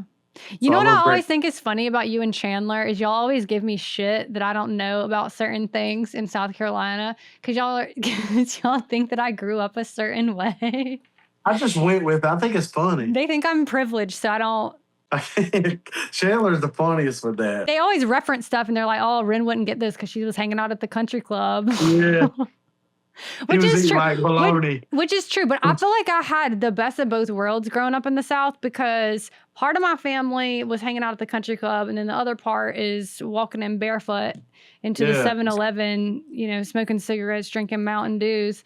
So I got the best of both worlds. Like I can vibe with the people at the fair, and I can vibe with the people at the country club. I like both, and I am both. I'll honestly. tell you, I'm funny. When you're talking about dating that stuff, I dated a girl one time and she went to make me a sandwich. And I would never ask a woman to make me a sandwich. I wouldn't like make me a sandwich. She asked if I wanted. I was like, sure. She knew I like bologna. She made it to me. I took a bite of it. I was like, oh. I about choked on the red plastic. She tried to poison your ass. That's what she was trying to do. No, she didn't. She never had bologna in her whole entire life. Oh, so it was bad. She didn't know it was bad. No, she didn't take the red plastic around the bologna off. Oh my God. She thought you just ate that. I'm like, that's plastic. You take that off. Oh my God. Yeah, she about killed me. Did you swallow it? But no, I was like watching a movie or something. So I was like, and I was like, and I just ate I took a huge ass bite and it was just, I like ripped the plastic off and I was chewing. Oh my God. Oh, okay. One thing I wanted to ask you, because this podcast is called Afternoon Party. Okay. What is a crazy party story? I just feel like every party in college was like Project X. You remember that movie? I went to a lot of parties like Project X. I feel like. Yeah, those were the days. And then we had bands. Some of the fraternities when I was in college paid Gucci Mane like $20,000 to come perform at the frat parties. I don't know how or why, but there were all these random rappers that would come and perform for fraternity parties. And like 3 fraternities would get money together and pay people to come play like 3 songs or something. Oh my God. My friend Zane in college, we went to a music festival called Wakarusa in, I want to say it's in Arkansas maybe, but it was like it's like an EDM festival. And this DJ called Bass Nectar was playing, and we were doing a bunch of drugs, doing some things we shouldn't be doing. And we were on Molly, and he locked his jaw. Like, he went like this, to say something to me, and he looked at me, and he couldn't unlock his jaw. And he was like, stuck like this for the whole night. And we had to walk him to the first aid tent and get his jaw unlocked. He had to go to the hospital and get his jaw unlocked. Holy shit. I've heard of that happen, but I've never heard that actually happen before. Yeah, and then this guy named Blake that used to sell us drugs in college, he died our senior year or the year after we graduated. He got schizophrenic because he was on so much cocaine. And he was up at like 4 o'clock in the morning. He used to sell drugs to every single fraternity guy, every single sorority girl. He was like the drug guy. He was like this skinny white kid that used to wear Polo Ralph Lauren like collared shirts. Like he did not look like a drug dealer at all. Yeah. And he had a trap house in Clemson that he got, I don't know if it got raided or somebody got kicked out of Clemson. And then he came, like my sophomore or junior year, he came to USC. He wasn't enrolled in school or anything. He was just like the town drug dealer. Yeah. And he had this girlfriend, and I know that it was like 4 o'clock in the morning. He was having like a schizo freak out, and the mailman was obviously up early delivering mail. And so he thought that the mailman was following him. And I don't know if he got triggered or like pulled a gun out or something. I mean, you can Google it. There's article. I'll send you an article because it's absolutely fucking crazy. But that led to the police tailing behind him. And he had a bunch of AK-47s, a bunch of nitrous tanks. I mean, he had copious amounts of cocaine, Molly. Fentanyl really wasn't around. I think he had heroin. Yeah, fentanyl wasn't around at all, but he had all kind of shit in his house. Whoa. Weed, because weed still wasn't weed still isn't legal in South Carolina. Yeah. But it was a lot bigger deal back then, I feel like. And he the cops were outside and they surrounded his house, and he knew he was about to be locked up for forever because he threatened, I think he shot at the mailman. And so then that's what led. So he's back at his house, and his girlfriend is in the house. He tied up his girlfriend and poured gasoline all over her to make it look like he captured her so that she wouldn't get in trouble when the cops inevitably came in there. And then he walked outside and started shooting the AK-47 like this at all the cops. And then, of course, they like shot him dead. Isn't that fucking crazy? That is nuts. So anyway, when you ask me if I drink, this would be why, because I get myself into situations like that when I start drinking, and I feel like I've just like seen so much dark shit and seen everything there is to see in this life. So now I'm just like, I don't know, like having a bunch of margaritas doesn't really excite me anymore because I've just done it all. I don't even feel the need to be drunk anymore because I've just gone so far on the other side. Yeah. But yeah, isn't that nuts? No, that is and that's a guy that we used to hang out with him. Talk about coloring. We were at the beach one time. We were tripping mushrooms, and somebody brought out a bunch of paints and coloring books and shit. Yeah. And we were all coloring like rainbows and butterflies and colorful stuff. And he fucking tripping. Drew this really dark, like skull character. Yeah. And he wrote like no snitching on it. Oh God. And it was so dark and like some like devil character. And we were like, oh, I don't know if we should be associating with this guy anymore. And so that actually was the catalyst to why we stopped hanging out with this drug dealer. Yeah, that's. And then he fucking died in a shootout. This is a person we used to hang out with. Jesus Christ. Yeah. No, I don't have any parties that might go that crazy about shootout with a cop. I used to be so wild. I'm actually very grateful that I never became an addict because, my brother died of a drug overdose. I'm lucky I didn't get the gene. We were talking earlier about people being proud of their vices, and that's one thing, but you also say that. But at the same time, I do believe everybody has a vice. So if you don't drink anymore, like, what is your vice? My vice? I think my vice is probably... Don't lie. I'm trying to think what my vice is. You don't smoke or anything. No, I honestly think my vice is working. I think I'm addicted to working. What the hell ever? No, I do. You can't be trusted if you ain't got a vice. What?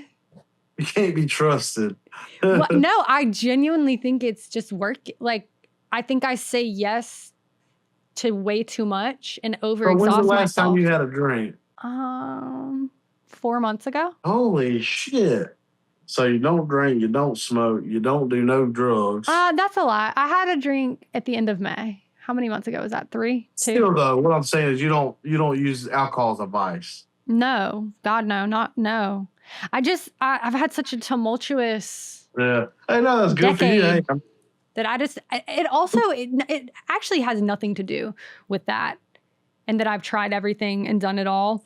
It really has everything to do with the fact that I don't think that my body processes alcohol well. So if I drink, I'm hungover for 2 days and I'm miserable and I hate myself. And I just psychologically, I just can't go through that.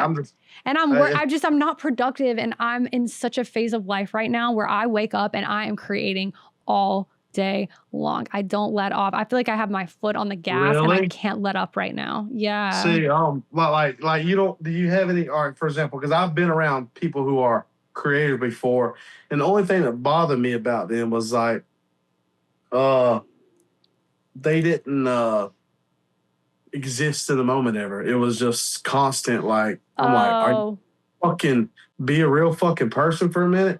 Like, what I'm saying is, everything is a bit, and they just want to create content all day.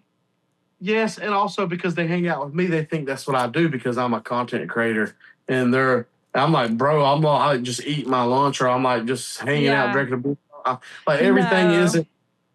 Well, what I'm saying is I'm hung out with people like that before, and I just like gotta get the fuck away from that. No. I can still enjoy my life for sure. I go to dinner with my friends, or if I'm dating somebody, hang out with them and turn work off. When you come to South Carolina, we hang out, but we definitely will make some content. We'll make content, but I like to separate it. So like I like to have a concentrated, okay, this is the content we're going to do. We'll do it for this amount of hours. And once we get the ideas off, then we actually hang out as friends. Okay. And that's how I prefer it. I don't really make a lot of content. I don't make content at all with somebody that I wouldn't hang out with. I don't like collaborating with people just to collaborate with them, if that makes sense. Okay, gotcha. I mean, I've done it for sure, and I'm sure I will do it again.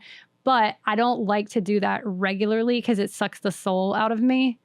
No. So if I'm collaborating with somebody, it's because I like hanging out with them. Does that make sense? That keeps me grounded. I've just met people before, and it's like hanging out. And so I'm like, dude, like I'm just getting to know you. Like, damn, I don't even. Anyways, it's. No, I mean, I think it's very annoying when you go to an event or restaurant or whatever, and somebody just has their phone out the whole time and they can't connect with you. Like trying to. Or even not just having their phone out the whole time, but not being able to be present because they're looking around the room or worried about who's there. If you have a good idea, that's one thing. But just like your brain is just not living in the moment to the point where it's like. I'm on board with that.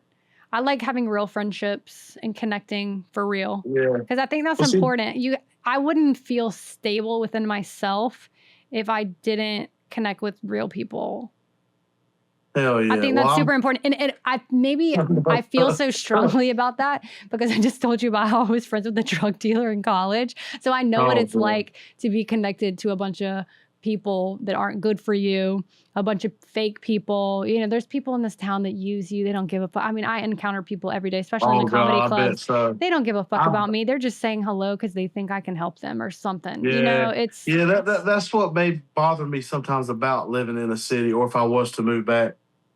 Things like that. But you can't be cynical about it. I know. I see a lot of people struggle here because they have this idea that everybody in LA is fake or everybody in New York is fake and they're just all out to get you. And I don't think that. There are really, really great, good people here because, and you have to look at it as like, okay, well, you're here. So obviously, you know, and I do think that you get back the energy you put out.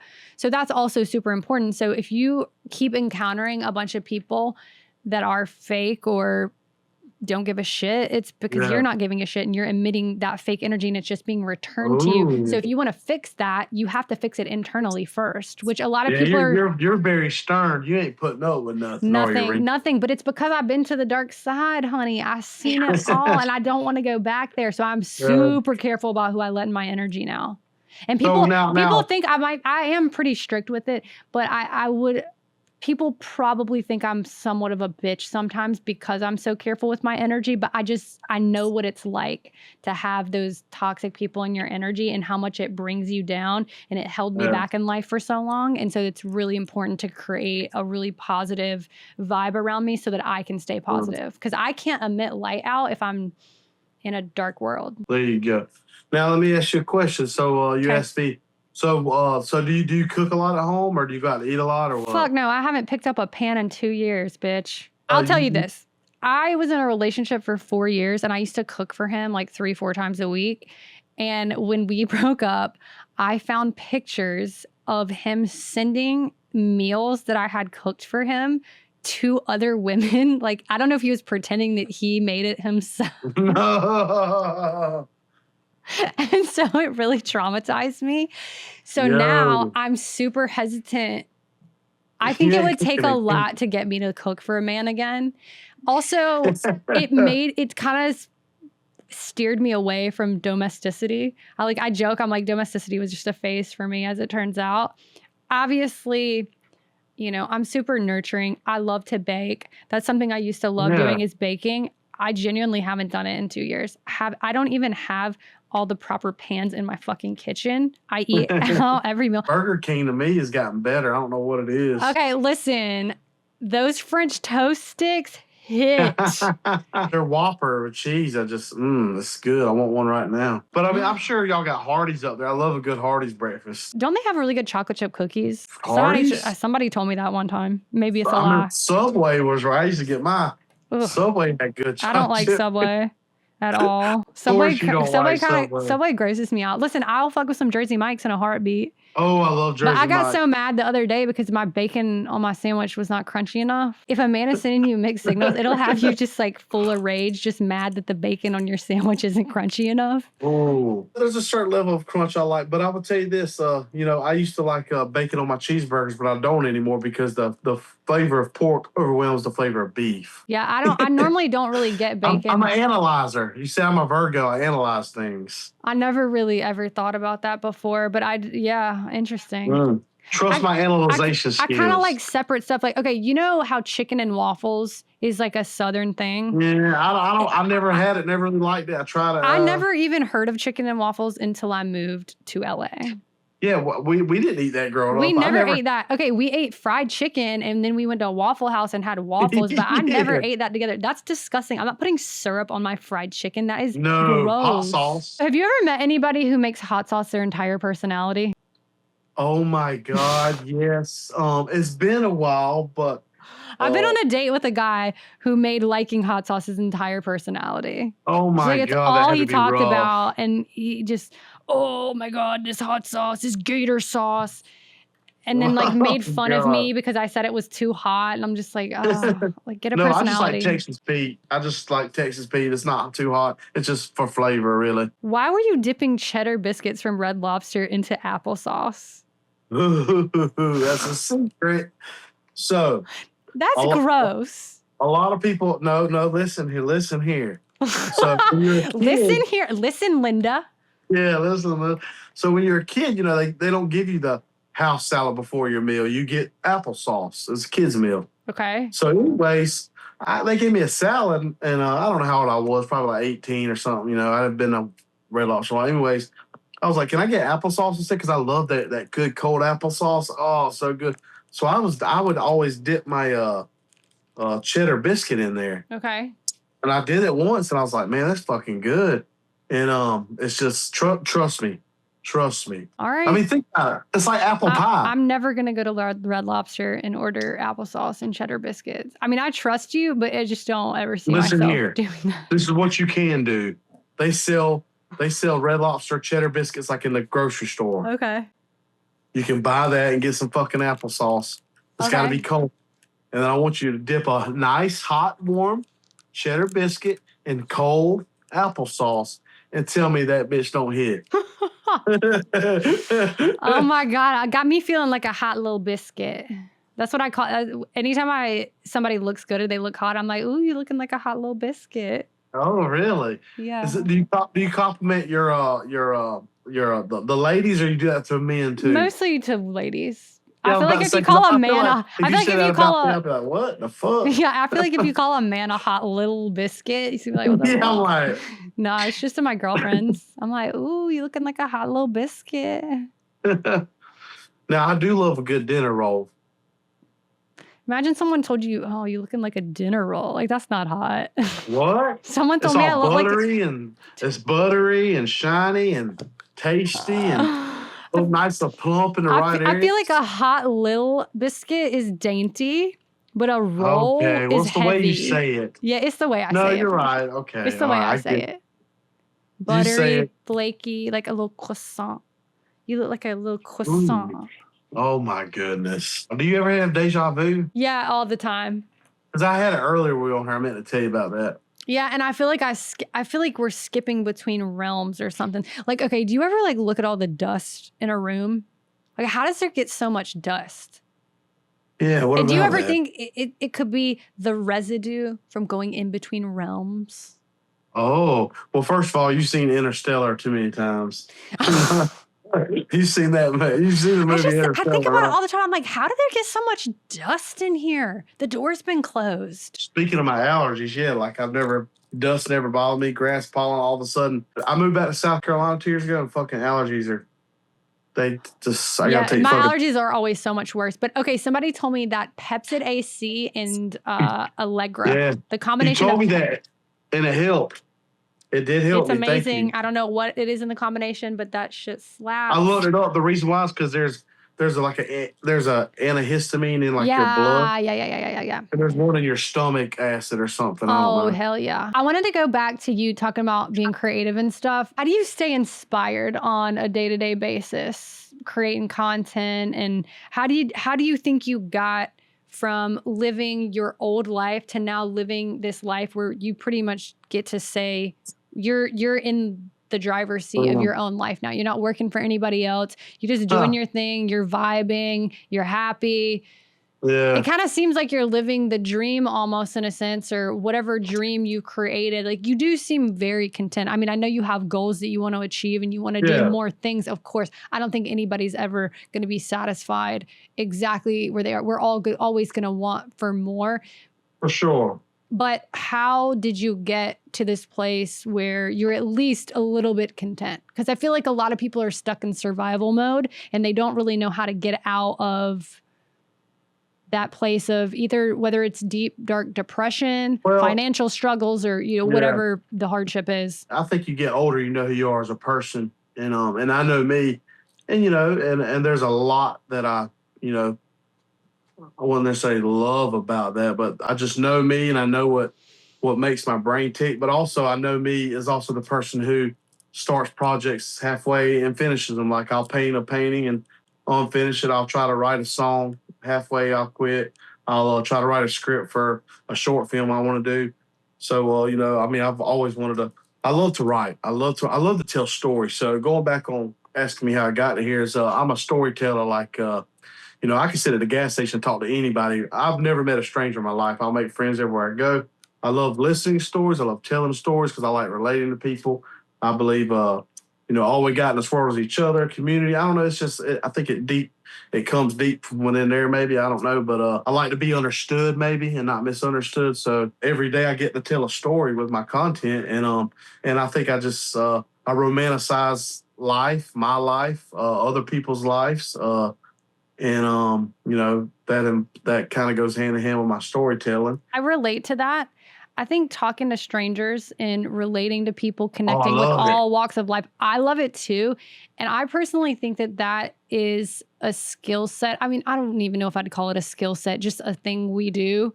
Yeah, like a personality trait, maybe. Yeah, I don't know. I feel like that is something that keeps me super grounded because it helps me remember to not forget where I came from. There you go. And to not ever think that I'm better than anybody else, and to just relate to people on a human level, and really to develop a compassion for other people that otherwise would be missed if you weren't connecting with people who are different than you. And I think that comes out when you're making content. I mean, I'll tell you, when I watch your content, it feels like it's super relatable, but you are super human. I never really related to Larry David or all these characters on TV. They're like, I hate people, and everybody always thought he was so funny, and I'm like, he seems miserable. I don't know. I mean, it's not that I don't think anything he does is funny. I thought his show was very, very funny, but as a human being, and I've met him in person, I don't vibe with the non-friendliness.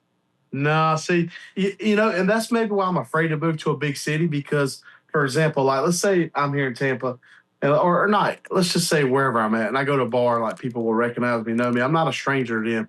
But if I'm wandering out in the world by myself, and I go to a restaurant or out to eat by myself or somewhere, and I get to talk to people, meet people, man, I love that more so than, like, hanging around people who, like, I don't know, who, like, are yes people or people. Yes. I don't know how to explain that without sounding like an asshole, but people who are just people who don't know you and you randomly come up to them, like, I'll always love that. Like, I do too. I don't know, it's just so much fun. One of my favorite things to do is walk, like go on walks where people go. I love walking. Is there a place there you do that? I do. It's not a walkable city like New York is, but I do walk. I live in a neighborhood and I walk every day.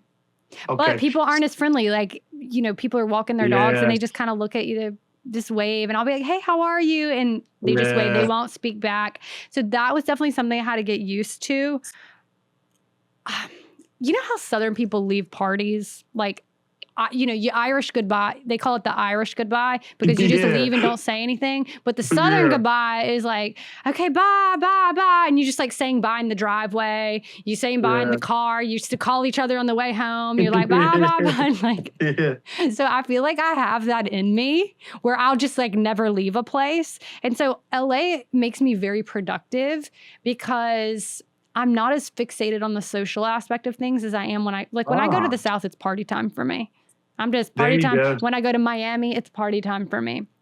But in LA, for some reason, I guess that barrier of the unfriendliness that people put up is I've actually taken advantage of it and considered it a positive thing because it keeps me glued to my work and I don't get off kilter. Like a lot of people come to LA and they party here. They're like, oh my God, like there's so much to do. Your work yeah, there's so much to do here. How do you say no? It's very easy for me to say no to social events here. I don't know why. Maybe it's just the energy I'm in here, but I'm super productive in LA.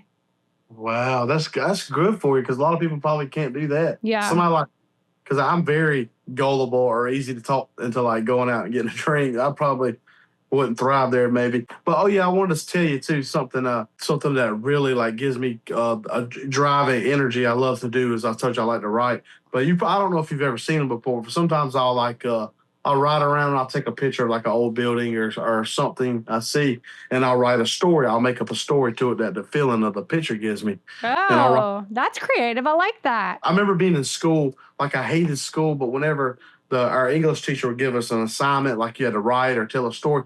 I would just the front to back, like I would just keep going. Me too. Creative. We have a similar brain. Hold on, I'm a Virgo. I don't know what that means. I'm a Cancer. When is your birthday? July 5th. The day after July 4th? I'm a firework baby, a delayed firework. Did I tell you happy birthday? Yeah, you did. I thought I did. Okay, I thought so. So nice of you to remember. You have a good. What are you now? 28. Oh my God, 36, honey. You're 36? Wow. Yeah. Have you ever been married before? 3 times. Really? Well, because you said you're not. Don't I look like a divorcee though? I kind of do. No, because you don't got enough wrinkles or hatred. Oh, that's nice actually. Enough wrinkles or hatred. Like you try to act like a hateful bitch I'm or whatever. Not. No, I'm full of love. You're soft. Still very bubbly. Yeah, I'm soft. I'm soft as shit. Wait, keep that energy going. You tweeted something. No, not shit can get me down. Nothing can get a bad bitch down, Orry. No, that's like I always say. You can't keep a good man down. Honey. Wait, you tweeted something the other day that I was cracking up at. You said there were some fire ants that were biting you, and you were. Yes. What the hell? They got in your ass crack? So I live way out in the country, right? Also, when I'm looking at and I never know what's going to come out of your mouth, but I guess people say the same thing about me, so. Yeah. Well, I love the randomness of just whatever comes to my head. Yeah, I love that too. So free. It's so free to be like that. It feels good. I just say what free will, and I have an internet, and I can just post whatever I fucking want. By the way, I'd be fired in 2 seconds from a corporate job. Oh, you ain't kidding. Like honestly, and I hate to say this because I'll tell you, Wrenn, I do miss going to work. I miss having coworkers, having a team. I miss having my because we're extroverted, so we connect to people. I get energy from being around people, so that's one thing I do struggle with is if I'm by myself for too long writing, making content, whatever. Yes. I go crazy, and I also don't do well on nights when I have shows and I get on stage. If that's the first time I'm speaking to people, it's not going to be well. I need to talk to people during the day. So I don't know if you've ever noticed when you get on stage and you're emceeing something, but that's the first time you've talked to people, it's going to be kind of wonky. Yo, oh my God, Wrenn, I just came to that realization like last month because I was out and about somewhere that day and I was like talking to people, and when I was on stage I was just very talky being myself. And then one day I just kind of took a nap. I was laying around, I had to get on stage, and I was like, Yeah, it makes you go internal into your brain and overthink or whatever. I hate it. Oh my God. You know what? I feel like you could almost be like my life coach or something. Oh my God. Or talking to you makes me help me understand myself. Oh, that's so nice. I feel like I would be like the most deranged, unhinged life coach ever. You're a nurturer. I am a nurturer, though. Yeah, I like to make other people feel good about themselves. Why? You don't need to put people down. You got to encourage people to live their best life and be their best self. Well, yeah, like I was saying earlier, like you get older, you understand yourself. Yeah. You were talking about if you're not talking to people during the day, and then when you have to get on stage, you haven't done it. That's something that I'm 39 years old, and I just understood that. Yeah. Never too How long late. have you understood that about yourself? Well, I think once I realized that other people only understand you as deep as they understand themselves. Ooh. That clicked a lot for me, and I kind of stopped. I don't really need people to understand me anymore. But because I understand myself, I'm able to understand others a lot more. You got this idea of who you are, who you want to be, and then who you actually are. And I don't think things click into place for people until all three of those is the same person. Because I think a lot of people say, you said you're 36. That's kind of the age, at least for me, when I felt like 33, 34, 35, 36. That's when I was like, it was kind of coming together, who I knew who I was. I don't know why we make turning 30 such a big deal. I was still a fucking idiot at 30. Oh, God, I'm 39 now, and I'm at least. I mean, will I ever not be an idiot? I guess not. I don't know. There's a lot that I need to still learn. I'm so not obsessed, but I'm so into like doing things my way. Yeah. And when I'm talking to you, I learn from you. And like, for example, I told you like I start things and don't finish them. Like, for example, if I was around people who knew how to write scripts, knew how to songwrite, whether I was in Nashville or LA, I don't know. But anyways, I do feel like maybe I can see myself moving somewhere where the energy would be beneficial to. I think Nashville would be a really good place for you, to be honest. I think that's a really good energy for you in Nashville. I like it there. Yeah. Are you going to move there one day? Probably not. Well, damn it, you can't be my life coach then. We can do Zoom sessions. I'll get your ass in line, crack the whip on your ass. Oh, goodness. That's the kind of life coach I am. Cracking the mother we'll whip. See. I don't know. I just feel like the more I go to Nashville, the less I like it for some reason. I don't know. Well, it's that whole like honky tonk thing. I feel like everybody's like cosplaying as a cowboy there. Yeah, I've been at Nashville enough where I've saw that it's more than that, but at the same time, it's not, because it's just a music industry, and everybody you hang out with, it's all about music label this, music label. It's just like, get me away. I want to be in a cool environment. I don't know. Yeah, that's the only thing is, as I'm doing this more and more, I've always tried to keep first was try to live a normal as life as possible, because I do love tradition. I'm a traditionalist. Yeah. Even though I do live an unconventional lifestyle compared to traditional, but I love tradition. It makes me feel.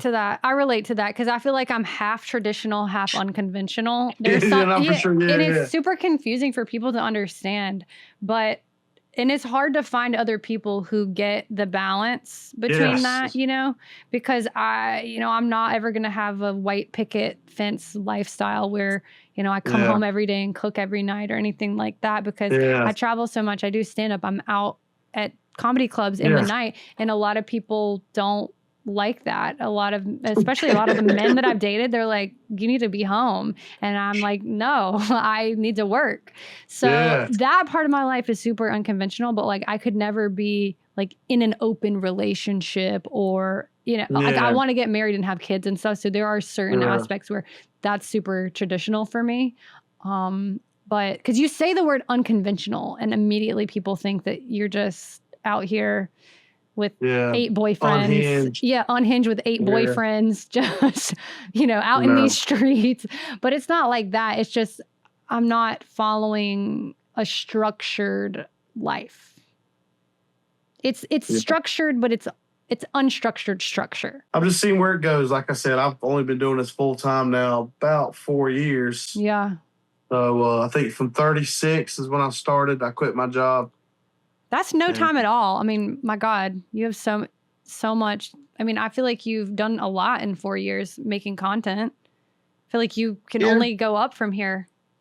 In the first 4 years of doing anything, you're still learning. Oh my God, I was so bad at stand-up the first 4 years I was doing it. Fuck, I was so bad. God. Yeah, I don't know what direction I'm gonna go. Well, but I feel like I need something to not motivate me, but inspire me. And I Yeah. haven't had something inspire me in a while. Well, your life coach is here to crack the whip on your ass to get you inspired. I feel like when I'm around people more, I have more epiphanies, more. Yeah. Don't spend too much time alone. It'll get to your head. You know what? Because like you said, I have to have alone time. I have to. I think every creative does. I'm alone, so I live alone, so I get that natural alone time. That's why But too much is not good. It's not good. We live in this culture of isolation where everyone's like so independent, and I'm super independent. It is so hard for me to let somebody help me with anything. It's like I get the most anxiety when someone tries to help me with something because I feel like, oh my God, like, do they want something in return for me? It's like a whole, I'm like, what's going on? And then it's just like such an anxiety-ridden thing for me that I'm working on trying to like release control and let people help me because, you know, you just can't do everything yourself. But it's been baby steps, you know, being able to open up to other people in that way. I see things as a book of chapters, you know, and I'm ready to turn the page to a new chapter when I turn 40 and maybe take more risk. It's about to be the best decade of your life, honey. I'm always going to keep it 100. I'm always going to be who I am and unapologetically myself. Like I said, you said earlier, you know, I might say some things, but I mean well. You do mean well. I think you're so funny. And you have a big heart, which is nice. I don't think a lot of people know that you have a big heart. I do have a big heart. You're very kind. Yeah. Thank you so much. Like I said, thank you for having me on. Of course. We've been talking for forever. I could talk. I talk to a damn wall, so... You know. I love that about you. I can't wait to hang out with you. I know. I can't wait to hang out. I'm actually very excited. You know what? I will turn up on the tequila shots. I'll take some Fireball with you. You don't have to. No, it's been a while. I've been getting the itch to have some tequila I'll make sure you don't overdo it. I'll bring some saltine crackers.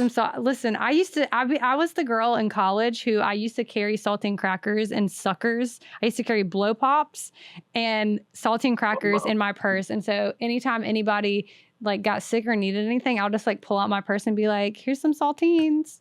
Here's a blow pop. I love that. Damn, I wish you were in my class. Even now, I always have things in my purse for people.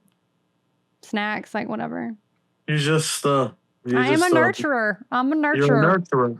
That's what I'm saying. That's what's the confusing part about being unconventional, but also traditional. Like it's like I feel like I don't really fit into a box.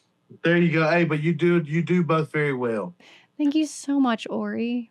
Love you so much. You're the best. Hey guys, thank you so much for watching the episode today. I really appreciate your support. I wanted to give a shout out to my friends at Melrose Podcasts.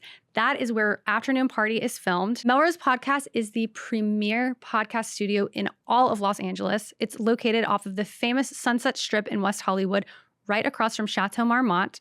They've got top-of-the-line equipment at an affordable price. It is the most amazing studio. Everybody feels like family here. And if you don't know, now you know, I actually produce many other entertainers and creators podcasts right here. You could have a chance to work with me. Hit the studio up on DM on Instagram, or you can go to the website. It's www.melrosepodcast.com. Email address, info@melrosepodcast.com. Hit them up, let you know you heard about it from Afternoon Party. In addition, I work with tons of other brands on campaigns and content across all platforms. If you are a brand interested in working together, you can of course hit me up directly on my website. I will also leave that in the description box below. That's www.wrenn-woods.com. I got a little form on there, and I think the email's on there as well. So hit me up, and make sure you hit Melrose Podcast up if you want to start a podcast.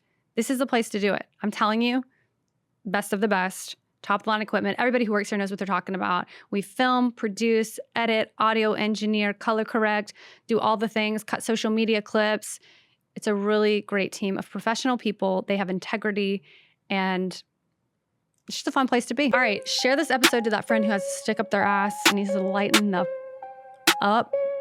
Leave a 5-star review, subscribe, leave a comment, tell me how much you love the episode. And remember, as long as you're here, so is the party. We'll see you next time.